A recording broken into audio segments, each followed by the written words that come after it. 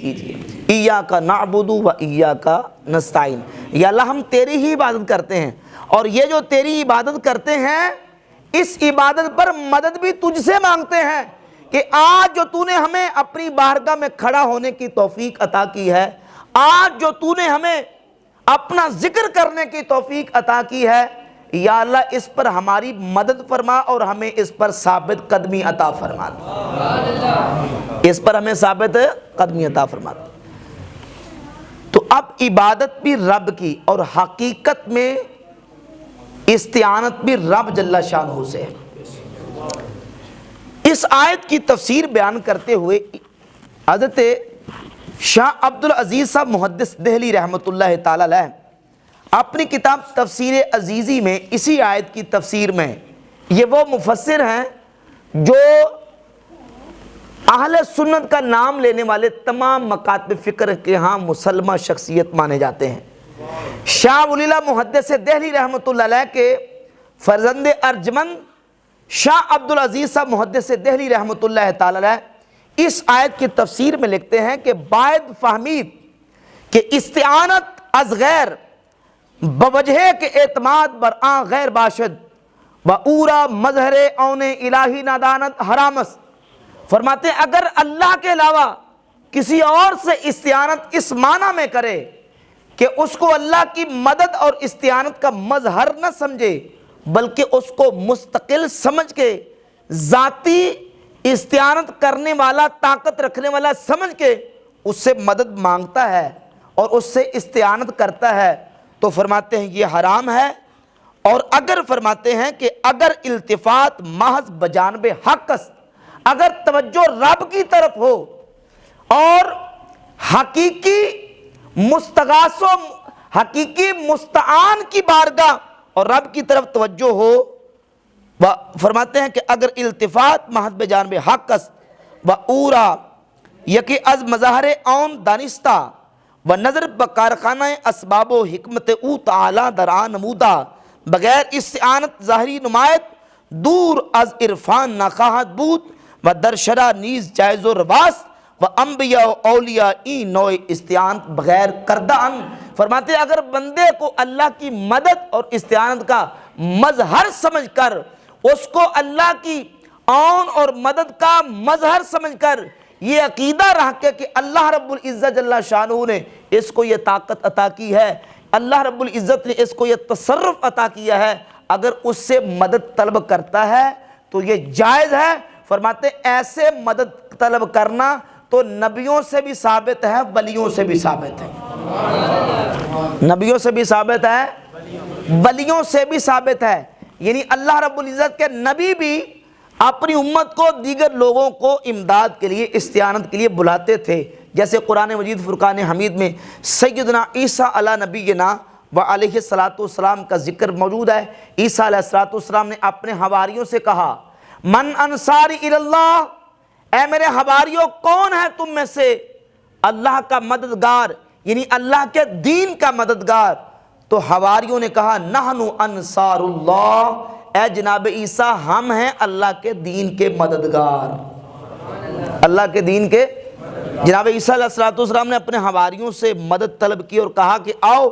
میرے دین میں میری مدد کرو، اللہ کے دین کی مدد کرو۔ تو فرماتے ہیں یہ مدد مانگنا اور استعانت کرنا تو نبیوں سے ثابت ہے، اللہ کے ولیوں سے ثابت ہے۔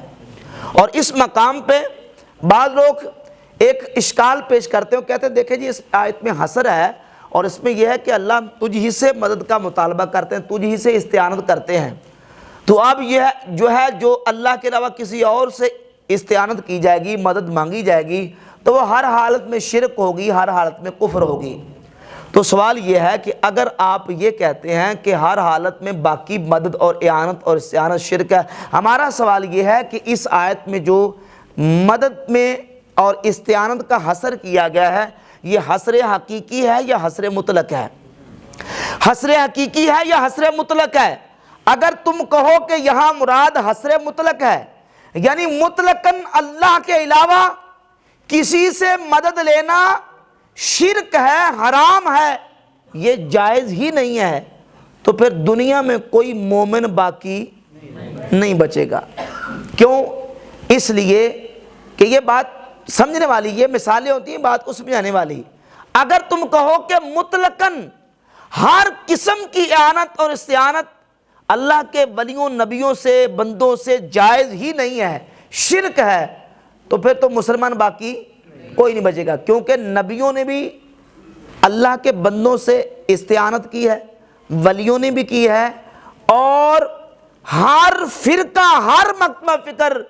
جو یہ راگ الاپتے اس طرح کی باتیں کر کے وہ بھی مدد طلب کرتے ہیں، مدد لیتے ہیں۔ کبھی مدرسے کے لیے مدد لیں گے، کبھی مسجد کے لیے مدد کا مطالبہ تعاون کا مطالبہ کریں گے، کبھی چندوں کا مطالبہ کریں گے، کبھی چندوں کی معاونت لیں گے، مدد طلب کریں گے۔ سوال یہ پیدا ہوتا ہے کہ اس استعانت سے اب یہ جو تمہارے والی مدد ہے اس کو کیسے باہر نکالو گے، کیسے باہر نکالو گے؟ پھر کبھی کہتے ہیں جی ما فوق الاسباب اور ما تحت الاسباب، کہتے ہیں جی ما تحت الاسباب تو مدد مانگی جا سکتی ہے، ما فوق الاسباب مدد نہیں مانگی جا سکتی۔ تو ہمارا سوال پھر یہ ہے کہ اس آیت میں کہاں لکھا ہے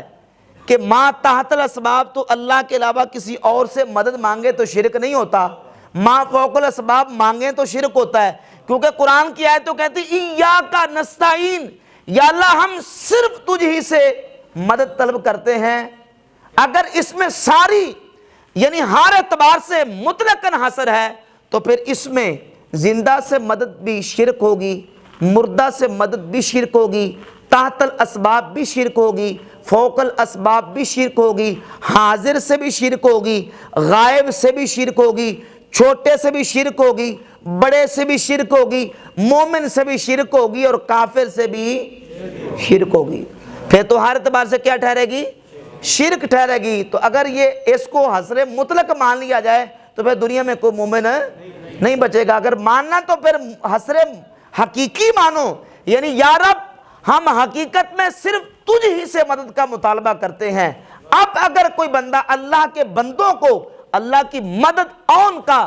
مظہر سمجھ کر اس سے استعانت کرتا ہے، اس سے مدد مانگتا ہے، اور یہ سمجھتا ہے کہ اللہ کا بندہ اللہ کی دی طاقت سے اللہ کے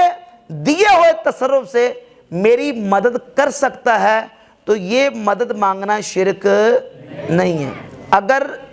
بات مزید میں سمجھاؤں تو آپ سیدنا سلیمان علیہ السلام کا وہ واقعہ اٹھائیں جس میں سیدنا سلیمان علیہ السلام نے اپنے درباریوں سے کہا تھا کہ میری بارگاہ میں ملکہ بلقیس کا تخت کون لے کے آئے گا۔ لمبا واقعہ اختصار سے پیش کر دوں۔ سیدنا عبداللہ ابن عباس رضی اللہ تعالیٰ عنہ صحابی رسول فرماتے ہیں کہ